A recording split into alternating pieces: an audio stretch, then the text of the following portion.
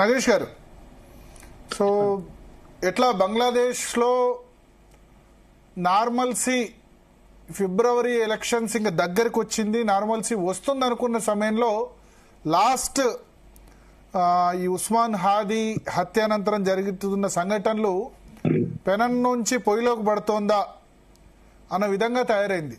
ఎట్లా ఈ సమస్యకు సొల్యూషన్ ఎట్లా ముఖ్యంగా మన మూలాలు ఉన్నవాళ్ళు లేకపోతే అక్కడ ఉన్న హిందువుల్ని రక్షించుకోవడం ఎట్లా? ఫిబ్రవరి ఎన్నికలతో అక్కడ సమస్య పరిష్కారం అవుతుంది అనేది అంత సులువుగా చెప్పలేము. ఎందుకైతే అక్కడ చాలా ఎలిమెంట్స్ ఉన్నాయి. ఇప్పుడు బంగ్లాదేశ్ నేషనలిస్ట్ పార్టీ నాయకుడు తారిక్ రెహమాన్ నిన్న ఇవాళ ఇంగ్లాండ్ నుంచి వచ్చాడు. ఆయన పెద్ద సభ జరిగింది. అక్కడి నుంచి వచ్చిన రిపోర్ట్స్ అంటే 50 లక్షల మంది వచ్చారు అనేది. సో చాలా పాపులర్ ఉన్నాడు. కానీ అక్కడ ఇప్పుడు ఏంటంటే జమాయత్ ఇస్లామీ అనేది ఇంకో పార్టీ ఉంది. అది ఇన్ని రోజులు బిఎన్పిని సపోర్ట్ చేస్తున్నది, ఇది బంగ్లాదేశ్ నేషనలిస్ట్ పార్టీ. అది ఇప్పుడు ఏంటంటే ఎక్స్ట్రీమిస్ట్ స్టాండ్ తీసుకుని బిఎన్పికి వేరేగా ఉంది. అయితే అది కాకుండా ఇప్పుడు స్టూడెంట్స్ ఢాకా యూనివర్సిటీ స్టూడెంట్స్ వాళ్ళందరూ ఏంటంటే వాళ్ళకు గ్రూప్ తయారయ్యారు. సో బంగ్లాదేశ్ లో ఏంటంటే అసలు మొహమ్మద్ యూనిస్ గవర్నమెంట్ కి అసలు దేని మీద కంట్రోల్ లేదు. అక్కడ మనకి ఇండియా వరకు ఏమిటంటే అందరికీ అక్కడ యునానిమస్ సెంటిమెంట్, ఇండియా మీద యాంటీ ఇండియా సెంటిమెంట్ చాలా ఎక్కువ ఉంది అక్కడ ప్రజల్లోని.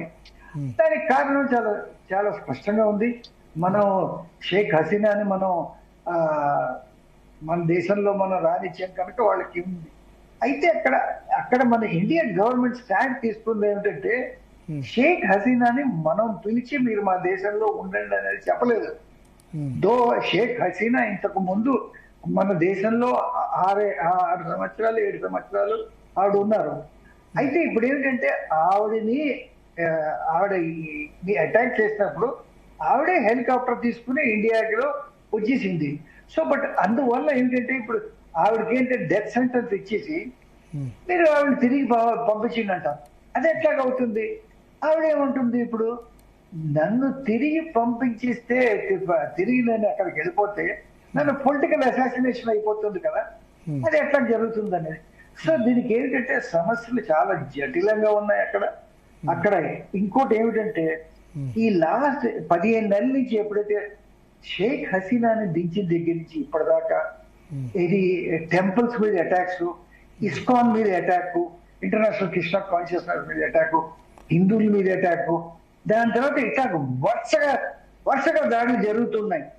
ఎంత మటుకు ఏంటంటే United nations secretary general Guterres, దాని తర్వాత నిన్న ఏది యునైటెడ్ స్టేట్స్ నుంచి ఏది సెనేటర్స్, హౌస్ రిప్రజెంటేటివ్స్, వీళ్ళంతా కూడా బంగ్లాదేశ్ లో మైనారిటీస్ కి అంటే హిందూస్, క్రిస్టియన్స్, దాని తర్వాత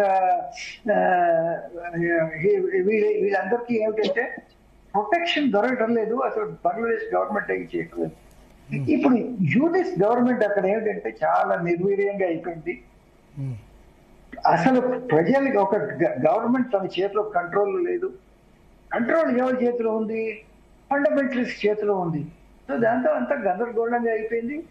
ఇప్పుడు మనకి ఏమిటంటే హోపు, ఇప్పుడు తారిక్ రెహమాన్ ఏమిటంటే ఈయన వచ్చిన తర్వాత కొంచెం ప్రో ఇండియా ఉంటాడేమో అనేది మన హోప్ చేస్తున్నాం.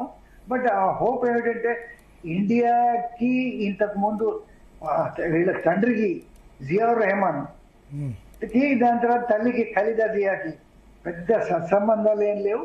బట్ ఏంటంటే అతను ఒకటి ప్రామిస్ చేశాడు, I will bring a democracy back to Bangladesh అనేది. సో దానివల్ల మనకి ఏంటంటే కొంచెం రే ఆఫ్ హోప్ ఉంది, ఇండియాకి బంగ్లాదేశ్కి సంబంధాలు ఉంటాయేమో అని. కానీ దీనికి ఇంకా చాలా ఉన్నాయి. ఎందుకంటే దీనికి 2 ఫ్యాక్టర్స్ ఉన్నాయి. ఒకటేమో పాకిస్తాన్ ఫ్యాక్టర్, ఒకటేమో చైనా ఫ్యాక్టర్. మొహమ్మద్ యూనిస్ ఏం చేశాడంటే బంగ్లాదేశ్ ని పాకిస్తాన్ స్టూజ్గా తయారు చేశాడు. ఇప్పుడు ఐఎస్ఐ ఏంటంటే ఏకంగా ఢాకాలో ఆఫీసులు పెట్టేసింది. ఎక్కడ పడితే ఎక్కడ ఐఎస్ఐ నడుపుతున్నారు. దాని తర్వాత ఇప్పుడు ఏమిటంటే పాకిస్తాన్ బంగ్లాదేశ్ కి వెపన్స్ ఇస్తామంటున్నది, ప్లేన్స్ ఇస్తామంటున్నది, షిప్స్ ఇస్తామంటున్నది. సో ఇది ఎవరికి వ్యతిరేకంగా వాడతారు? ఇది ఇండియాకి వ్యతిరేకంగానే కదా. పాకిస్తాన్కి ఏంటంటే ఈస్టర్న్ ఫ్రంట్ లోని ఒక కొత్త ఫ్లాంక్ ఓపెన్ చేయాలని వాళ్ళ ఉద్దేశం. సో ఇది దాని తర్వాత ఇంకో చాలా ముఖ్యమైన విషయం మనం దానికి చేయాలంటే ఇప్పుడు చైనా ఉంది.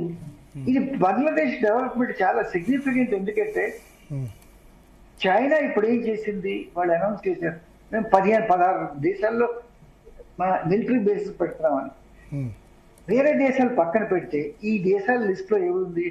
బంగ్లాదేశ్ ఉంది, శ్రీలంక ఉంది, పాకిస్తాన్ ఉంది. ఇన్ని దేశాల్లో ఈ చుట్టూరా మన చుట్టుముట్టేస్తున్నారు మనకి. సో బంగ్లాదేశ్ తో మనకి సత్సంబంధాలు లేకపోతే బంగ్లాదేశ్ ఇదే దారిలో పోతుంటే చాలా చాలా కష్టం. ఇప్పుడు Begum Khaleda Zia party, Bangladesh national party గనక రాబోయే ఎన్నికల్లో గెలిస్తే, రెహమాన్ గనక మళ్ళీ బంగ్లాదేశ్ అధినేత బాధ్యతలు గనక తీసుకుంటే సంబంధాలు ఇంప్రూవ్ అవుతాయా ఇప్పుడున్న దానికంటే? ఎప్పుడు కూడా ట్రెడిషనల్ గా వాళ్ళు యాంటీ ఇండియానే కదా. ట్రెడిషనల్ గా యాంటీ ఇండియావే వాళ్ళు. బట్ ఇతను ఏమిటంటే ఈ లాస్ట్ 1 year లో ఇతను పెద్దగా ఏమి యాంటీ ఇండియా మాట్లాడలేదు.